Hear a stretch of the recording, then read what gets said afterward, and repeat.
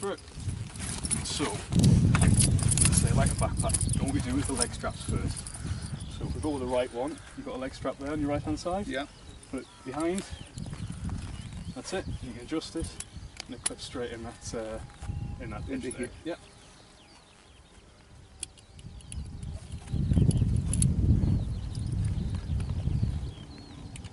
So nice positive click. Yeah. And then left hand one, exactly the same. Behind. Nice positive click.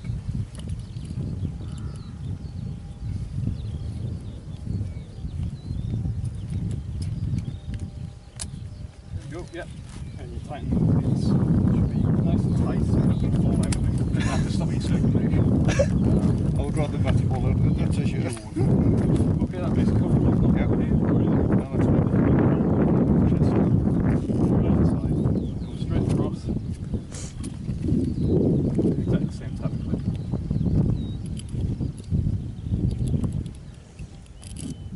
There's always something the wrong side. I was going to say, I think there's a very small person had this before me.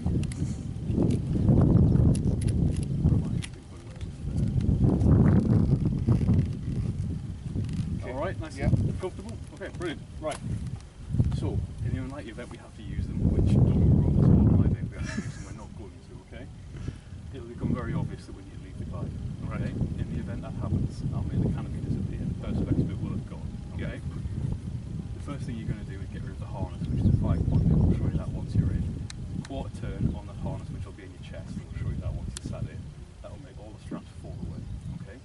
At that point, you need to leave the glider over the side. Okay? So stand on the seat, then move yourself over the side. Once you clear the glider, you have what's called a D-ring there.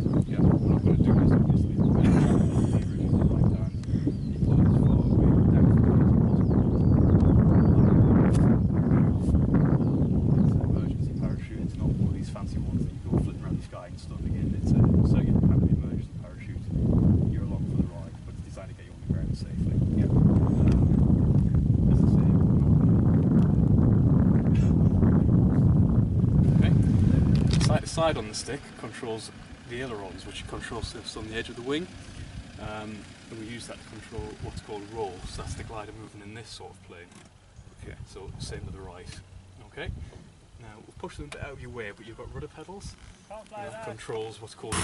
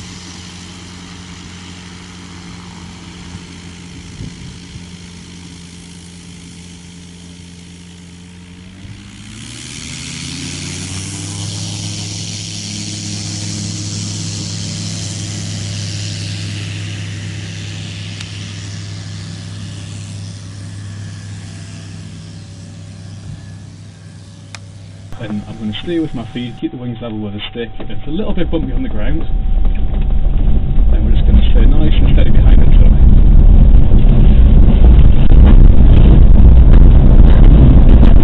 What's that noise?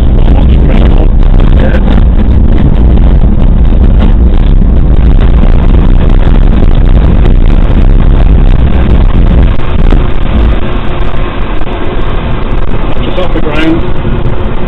Nice and low behind the plug, let him take off, there he goes. Oh wow. Well, there we go. See a nice inclined valley on your right. That is That is fantastic.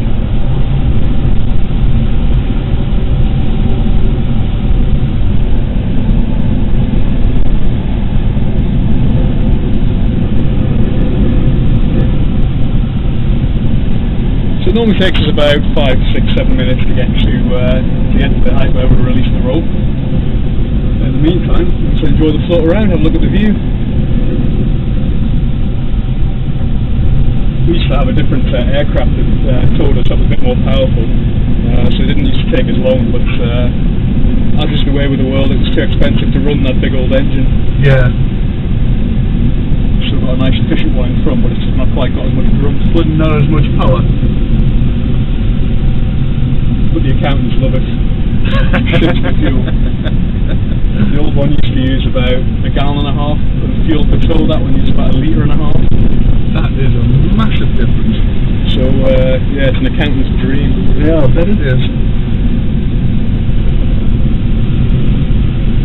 I missed what you said, Paul. Where did you come from? I heard you talking to Ian when we were on the ground. Yeah, I think it was last August we moved into the Castlefield estate in Prudhoe. Oh, okay. So it's literally just down the road, but I had no idea. Yeah, so you'll see us. Yeah. Well, I mean, I have, when we've been walking along the river, I've seen quite a few of the gliders. Yeah. And wondered, obviously realised they must be nearby, but wondered where. Prudhoe's a funny one for us because it depends which way the wind is and where we go. And with today's wind direction, we head out west. Well, we're heading sort of southwest at the moment. And Prudhoe is kind of the total opposite direction. And the thing with gliding is you don't want to find yourself the wrong side of the wind. Yes. Because obviously we need the wind in our favour to get back. So we're very conscious of where it is.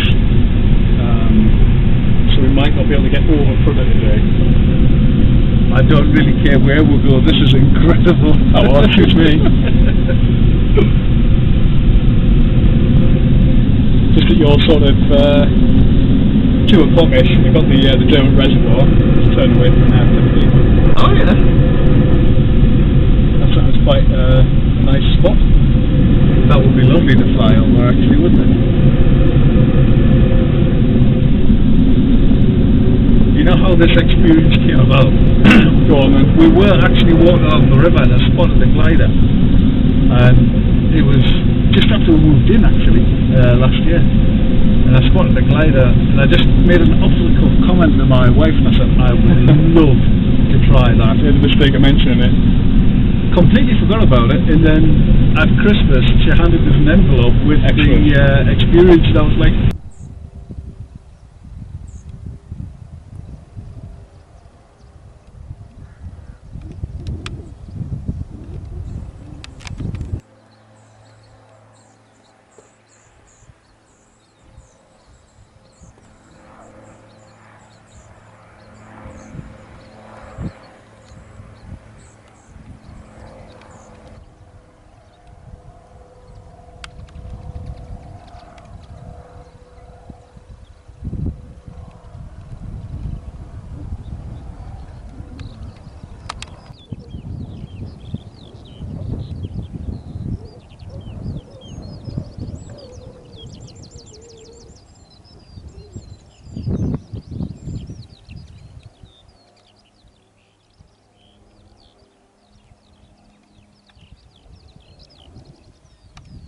Yeah.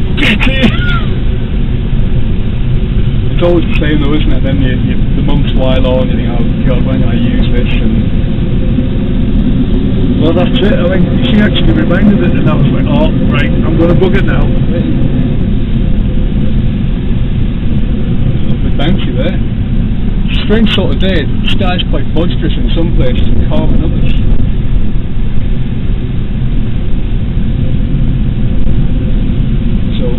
Just come up the gliding clubs under our nose again. You might be able to see those white boxes for trailers. Yes, I see them. So we've just done a big loop.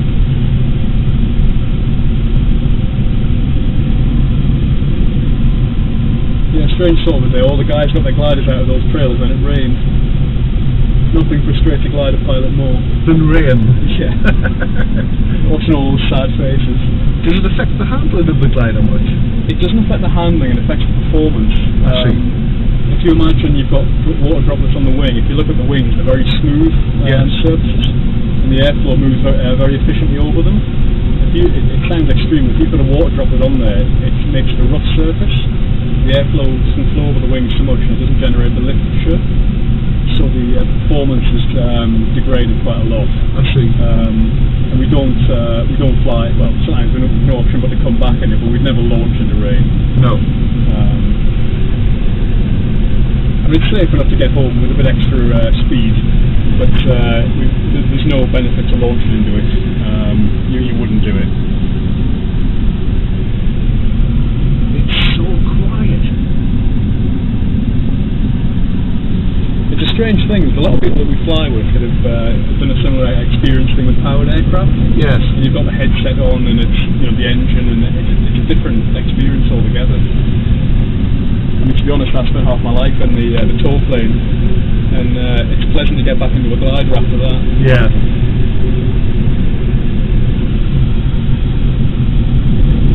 I mean, it's fun as well, but you have got the just the noise and the headset on. Glider's a bit more relaxed. It is very. I've always imagined it to be, as close to actually flying like a bird as you could possibly get. Yeah, it's pretty pure, isn't it? It is. It's one of those things quite easy to get hooked on. Most of the guys that come up here just don't know what else to do with their lives every Saturday and Sunday. Which is good, but we've no idea what we'd be doing otherwise. I can see how it would easily be quite addictive.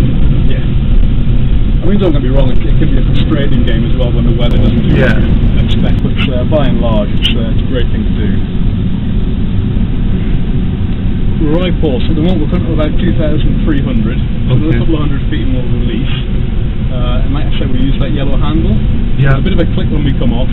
You'll probably see the tug dive away straight ahead from us. And I'll let you know when we're going to do that. Okay. So 100 feet, it's 2,400. But we'll milk them a bit for all we can get out of it.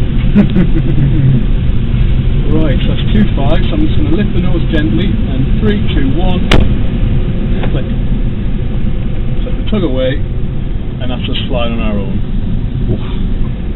So it gets even quieter. And that's it, that's a launch. It's unbelievable.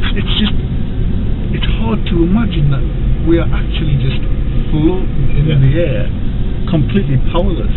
Yeah. It's good, isn't it? It's fantastic. So you see the dome quite clearly there. That large bit on your left is Consys.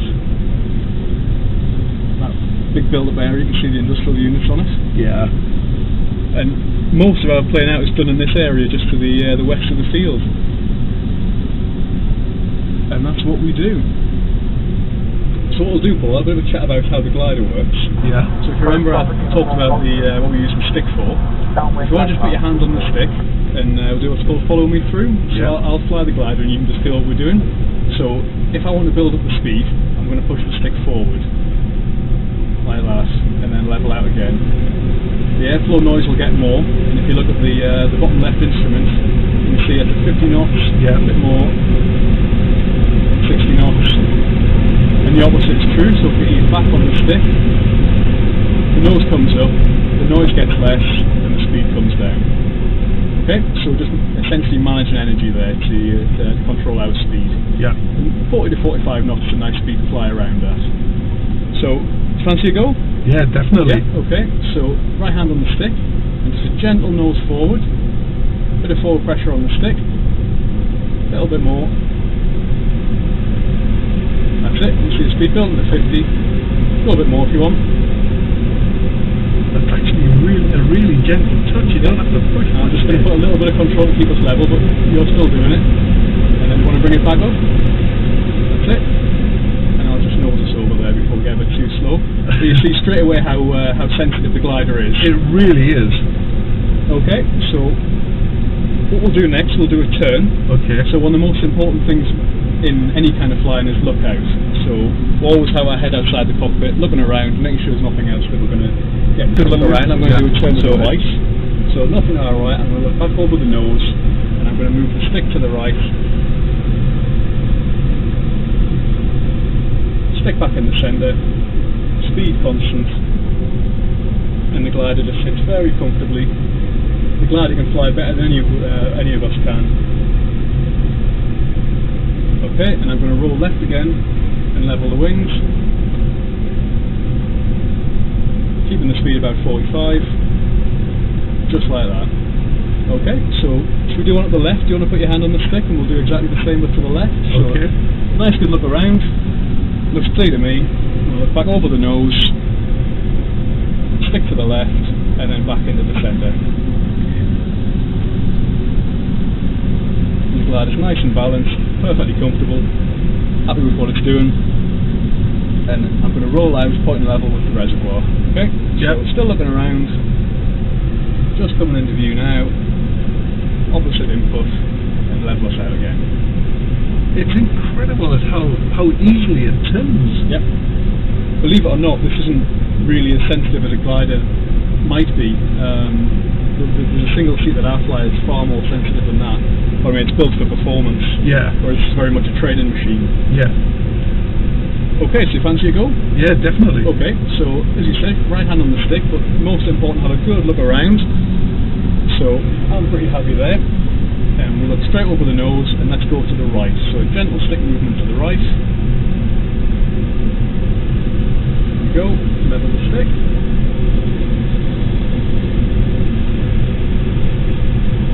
That's it, so you're doing that. My hands are off. Good grief. And level the wings there, stick left. There we go. Just going to keep the wings level there. Should we do one to the left? Yep. So again, good, look out. I'm happy there. So a gentle roll into the left. Stick back in the middle.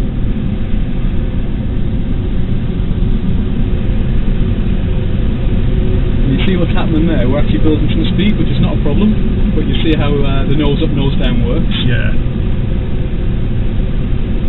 There we go. Just want to bring it back to the right and level the wings. Beautiful. There we go. Just level them off fully there. But you see, it actually doesn't take a huge amount, does it? It really doesn't. It really doesn't. People have this sort of concept that they're going to be really hard to manhandle around, but they're so sensitive. Okay, so let's have a look around, see what we can find. So I have control again for a moment. Okay. And if you wish, it's not very Sure. speed turn, it's finding what we can do. Excellent. If you're comfortable with that. Yep. So what I'm going to do, put a bit more speed on just to keep us safe. So I'm going to go about 50 knots, and we'll do a turn to the right this time, okay? Okay. So you ready?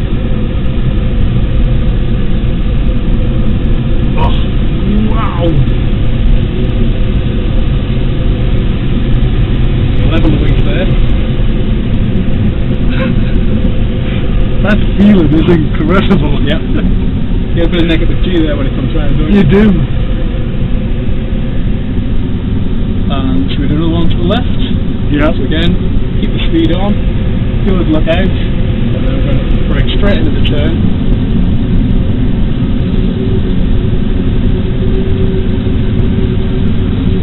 And level out there. Oh, that's fantastic.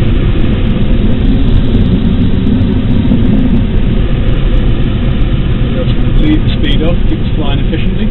So we're down about 1300 feet now, we've got another 300 feet or so of having a bit of play out, and then what we need to start thinking about is our route back into the field. Yeah. As I say, it's not a fantastic day for soaring, but at least it gives us the opportunity to have a play around. You can see how the glider works. So we're just in the area that's Stocksfield, just down there on the right, I think the golf course there you can see. And this is about the right sort of area to be in when we're starting to think about going back, so we'll not stray too far. Okay. So if we want to do a couple more turns, we Yeah. can do that. We're not going to get really steep ones, so if we go around to the left. Round to the left. So good look out. Yep. Stick to the left. And back in the centre.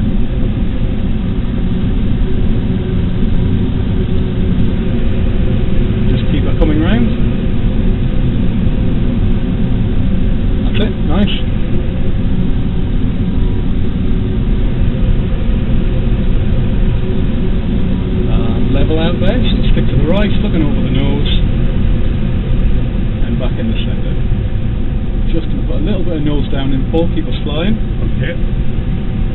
field straight in front of us.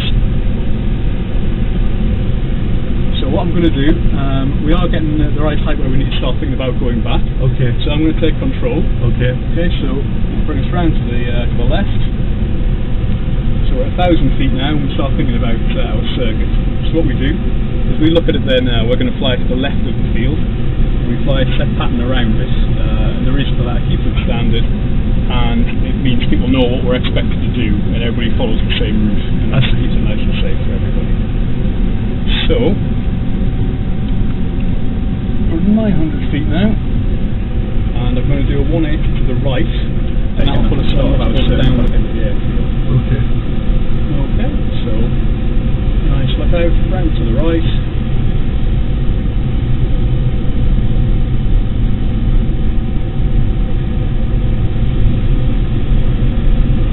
See the airfield on our right wing tip. And I'm going to do a quick radio call in a moment to let them know what we're doing. Okay.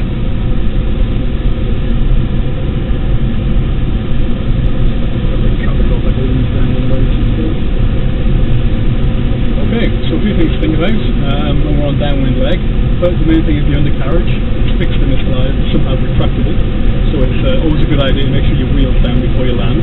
Yeah. It has been done. Oh yeah. Really? Not by me, but it has been done. Trim us forward. Landing area is clear. So what we'll do, we'll fly a circuit pattern. So we're going to do right curve up the airfield now, and we'll land the same way as we took off. Okay. The notes get a little bit noisier. We always land a bit faster than we cruise around. And it gives us that bit extra margin of safe. So the same speed to fly. The lower you are, the more safety margin you want. Now when we land, it's similar to take off. It's actually a bit bumpy, but nothing to be too concerned with. Okay. So we've just been our landing area now. It's getting a little bit boisterous low down, but again, nothing to be concerned with. It's quite an active sky today.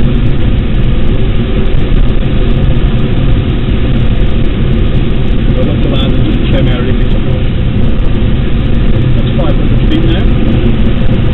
Now when we turn what's called final, so we're lined up with the field, now if you open the air brakes, that blue lever, Yeah. just watch it doesn't whack the knee. Okay. It is a bit noisy when we do that, and you'll notice we're descending at quite a higher rate, but perfectly normal thing to do. But I will give you the nod. Okay, so I'm just going to turn finals now.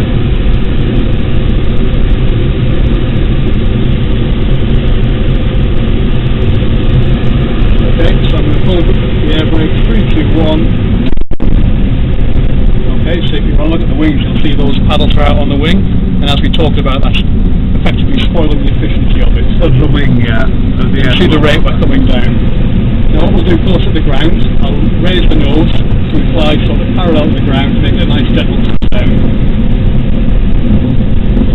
So we're aiming nicely for the runway, those white markers. The speed is good at about 60 knots. So I gently raise the nose now.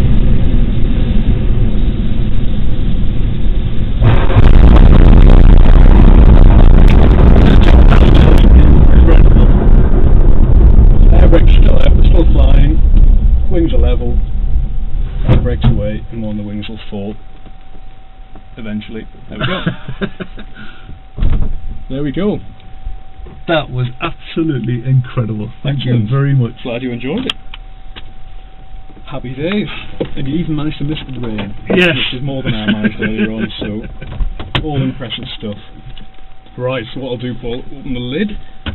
So, lid coming up. It is a nice little bit of bruise there. Oh, right, I'll just hop out and then we'll strap some parachute. Oh. Right then, it's easy to keep the parachute on until you're out. So Okay. again, same as getting in, hands on the white bit, they're nice and strong, just not the canopy. Canopy's the single most expensive part on the glider. Is it really? It's because it's molded perspex and it's got the instruments for the back sheet. Makes it an all-round expensive bit of kit. So it's always just one little lean on it. And it goes crack. Which hits it has like everything else. Good grief. Okay, so chest strap first, and then I'm going to pop the the leg straps.